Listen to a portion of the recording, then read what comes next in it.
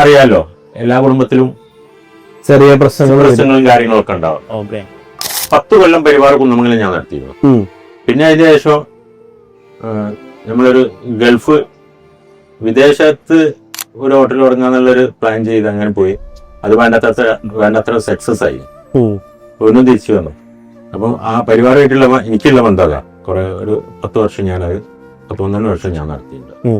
സാഗറിൽ കനാഡി രീതിയിലുള്ള സാഗറിലായിരുന്നു ഞാൻ ഉണ്ടാകുക. അപ്പൊ ആ സാഗറിന് പിന്നെ അറിയാലോ, എല്ലാ കുടുംബത്തിലും ചെറിയ പ്രശ്നങ്ങളും കാര്യങ്ങളൊക്കെ ഉണ്ടാവും. അപ്പോ അങ്ങനെ പിന്നെ എനിക്ക് തോന്നി സ്വന്തമായിട്ട് തന്നെ തുടങ്ങണമെന്ന് തോന്നി. ഞാന് കോഴിക്കോടല്ലായിരുന്നു തുടങ്ങാൻ വിചാരിച്ചത്, ദുബായിലായിരുന്നു തുടങ്ങാൻ വിചാരിച്ചത്.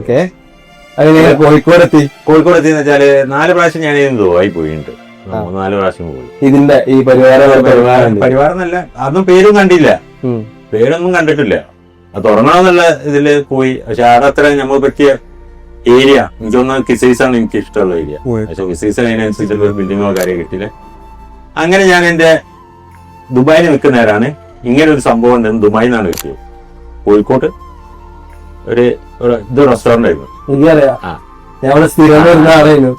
അതെ, അത് കൊടുക്കാനുണ്ട്, ഒരു കൊടുക്കുകയാണെന്നുള്ളത് ദുബായിൽ നിന്ന് കിട്ടിയിട്ട് അങ്ങനെ സംസാരിച്ചിട്ടാണ് തീർത്തുന്നത്.